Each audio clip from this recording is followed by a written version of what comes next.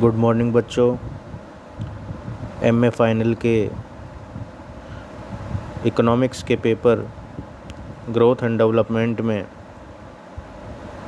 गत कक्षा में हमने निर्गत आगत अनुपात अर्थात COR कैपिटल आउटपुट रेशो पढ़ा।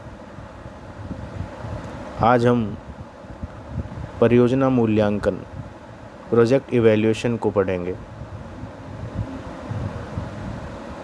परियोजना मूल्यांकन का सर्वप्रथम प्रयोग यूनाइटेड स्टेट्स ऑफ अमेरिका में न्यू डील सामाजिक कार्य योजना के लिए किया गया था। विकासशील देशों में इसका प्रयोग 4 दशाब्दी पूर्व अंतर्राष्ट्रीय एजेंसियों द्वारा किया गया। सर्वप्रथम 1958 में UN commission for Latin America के लिए किया गया। परियोजना मूल्यांकन एक अत्यंत विशेषीकृत नियोजन प्रक्रिया है जिसमें किसी वस्तु विशेष व प्रोजेक्ट विशेष के विकास कार्यक्रम को सम्मिलित किया जाता है। परियोजना मूल्यांकन का अर्थ है किसी परियोजना की प्राचलन दक्षता अर्थात ऑपरेशनल एफिशिएंसी का तकनीकी, आर्थिक, वित्तीय तथा प्रबंधकीय दृष्टि से मूल्यांकन करना है। इस प्रकार परियोजना मूल्यांकन नीति निर्माण का एक आवश्यक सहायक अंग है। परियोजना मूल्यांकन इस तरह स्पष्ट है कि किसी भी परियोजना के समस्त पहलुओं का मूल्यांकन करना है। उस परियोजना के संबंध में हम तकनीकी जानकारी, आर्थिक जानकारी, वित्तीय जानकारी और प्रबंधकीय जानकारी प्राप्त कर सकते हैं तथा यह भी देख सकते हैं कि उनके अंदर क्या लाभ हैं और क्या कमियां हैं।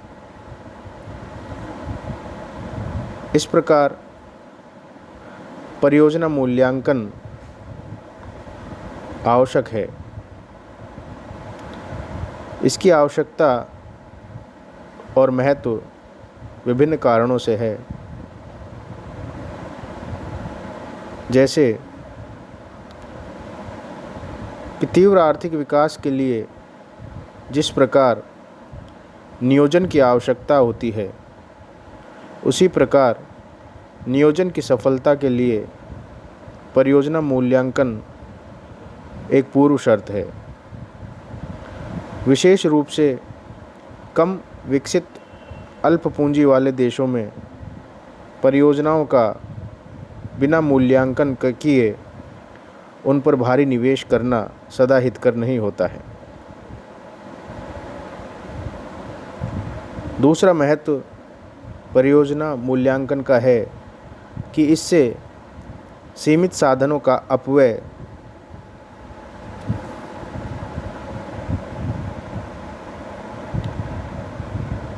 नहीं होता है। यदि बिना मूल्यांकन के ही हम भारी निवेश करेंगे तो हमारे पास संसाधन सीमित हैं। बिना मूल्यांकन किए निवेश करने से इन सीमित साधनों का अपव्यय भी अधिक होता है।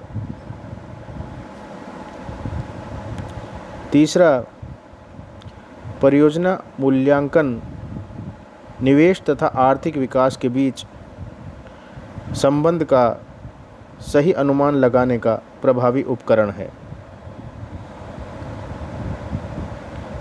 इससे स्पष्ट है कि आर्थिक विकास के लिए किया गया निवेश और उस निवेश के फलस्वरूप होने वाला आर्थिक विकास की उचित जानकारी हमें परियोजना मूल्यांकन के माध्यम से प्राप्त हो सकती है। चौथा महत्व, परियोजना मूल्यांकन के द्वारा विकास परियोजनाओं पर किए जाने वाले भारी निवेश की सार्थकता को पहचाना जा सकता है, क्योंकि परियोजनाओं का उद्देश्य सामाजिक कल्याण में वृद्धि करना और आर्थिक विकास को प्रगति प्रदान करना है। इस प्रकार अधिकतम लाभ प्राप्त करने के लिए यह आवश्यक है कि पूंजी निवेश को उन क्षेत्रों में लगाया जाए जहां पर वह अर्थव्यवस्था के लिए सर्वाधिक लाभपूर्ण हो। यह तभी संभव है जबकि परियोजना उत्पादक हो और इस प्रकार वास्तविक परियोजनाओं का निर्माण परियोजना मूल्यांकन की अनुपस्थिति में असंभव है। अब परियोजना मूल्यांकन हम किस प्रकार करें, इस बारे में 3 प्रमुख विधियां हैं या मानदंड हैं। पहला, लाभप्रदता या प्रतिफल दर मानदंड। दूसरा, लागत की अपेक्षा लाभ की अधिकता का मानदंड। तीसरा, लागत लाभ विश्लेषण मानदंड। चौथा, शुद्ध वर्तमान मूल्य कसौटी। एक अन्य मानदंड है प्रतिफल की आंतरिक दर कसौटी। अब हम सबसे पहले लाभप्रदता या प्रतिफल दर मानदंड अर्थात प्रॉफिटेबिलिटी और रेट ऑफ रिटर्न क्राइटेरिया को लेंगे। इस मानदंड के अंतर्गत परियोजना का चुनाव उससे प्राप्त होने वाली प्रतिफल की दर के आधार पर किया जाता है। सबसे अधिक प्रतिफल देने वाली परियोजना को सबसे ऊंची प्राथमिकता दी जाती है, अर्थात उसका चयन कर लिया जाता है। चूँकि इस मानदंड का आधार उच्च लाभ अनुपात को वरीयता देना है, इसलिए ये मानदंड केवल शीघ्र फल देने वाली अल्पकालीन परियोजनाओं के लिए ही उपयुक्त है। वे परियोजनाएं जो दीर्घकालीन हैं तथा जिनका प्रतिफल लंबे समय बाद प्राप्त होता है, इस मानदंड के लिए सर्वथा अनुपयुक्त है। परियोजना मूल्यांकन की दूसरी विधि अथवा मानदंड है लागत की अपेक्षा लाभ की अधिकता का मानदंड। The maximisation of benefits over cost criteria.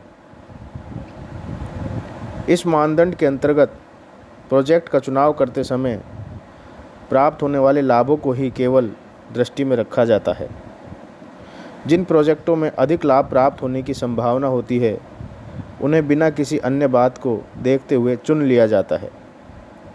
दूसरे शब्दों में, किसी प्रोजेक्ट की लागत कितनी ही क्यों ना हो, लाभों को अधिक करने के लिए बड़े पैमाने पर विनियोग किए जा सकते हैं। इस मानदंड का प्रयोग करते समय प्रोजेक्ट विशेष से प्राप्त होने वाले लाभों की तुलना उसकी लागत से नहीं की जाती। अतः ये मानदंड अवैज्ञानिक एवं एक पक्षीय है। लागत का विश्लेषण किए बिना प्रोजेक्ट का चुनाव करना निसंदेह एक मूर्खतापूर्ण कार्य होगा।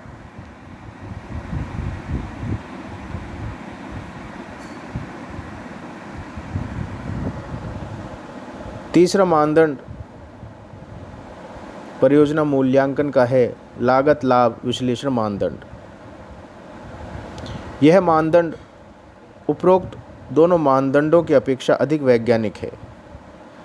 विशेष रूप से एक नियोजित अर्थव्यवस्था में परियोजना मूल्यांकन का यह सबसे अच्छा मानदंड समझा जाता है। लागत लाभ विश्लेषण की मान्यता है कि वास्तविक आय और वास्तविक व्यय किसी परियोजना से प्राप्त होने वाले सामाजिक लाभों और सामाजिक लागतों को स्पष्ट नहीं कर पाते हैं। इस मानदंड के अंतर्गत परियोजना की लागत व उसके संभावित लाभों का परस्पर तुलना की जाती है। अतः इस विधि के अंतर्गत लाभों व लागतों की गणना, तुलना और उनके मूल्यांकन को सम्मिलित किया जाता है। इस प्रकार स्पष्ट है कि परियोजना का चुनाव उसके लागत लाभ अनुपात की मात्रा पर निर्भर करता है। अगर परियोजना के लाभ लागत की तुलना में अधिक होते हैं तो परियोजना का चुनाव आर्थिक होगा, अन्यथा अनार्थिक माना जाएगा। किसी परियोजना के लाभ लागत अनुपात को B/C अनुपात द्वारा व्यक्त किया जाए तो ऐसी स्थिति में यदि BC रेशो इकाई के बराबर है तो माना जाएगा कि परियोजना सीमांत होगी, अर्थात केवल अपनी लागत को पूरा कर रही होती है। यदि BC रेशो इकाई से अधिक है तो लाभ लागतों से अधिक होने के कारण परियोजना को चालू रखना लाभदायक होगा। यदि BC रेशो इकाई से कम है, 1 से कम है, तो आय लागतों से कम होने के कारण परियोजना को लागू नहीं किया जा सकता है। सारांश के रूप में लाभ लागत अनुपात जितना अधिक होगा, अर्थात BC रेशो जितना अधिक होगा, और इसके विपरीत लागत लाभ अनुपात यानी CB रेशो जितना कम होगा, परियोजना को उतना ही अधिक प्राथमिकता दी जाएगी। उपरोक्त विश्लेषण BC की प्रमुख कठिनाई यह है कि परियोजना में समय काल को ध्यान में नहीं रखा जाता है। वास्तव में भविष्य के लाभ एवं लागतें वर्तमान के लाभ एवं लागतों के बराबर नहीं किए जा सकते। इसलिए यह जरूरी है कि भविष्य में लाभ व लागतों को बट्टा या डिस्काउंट काटा जाए। इसके लिए अनेक कसौटियाँ बनाई गई हैं, जिसमें हम 2 कसौटियाँ श्रेष्ठ मानी जाती हैं। एक शुद्ध वर्तमान मूल्य कसौटी, the net present value criterion, और दूसरा प्रतिफल की आंतरिक दर कसौटी यानी internal rate of return criterion.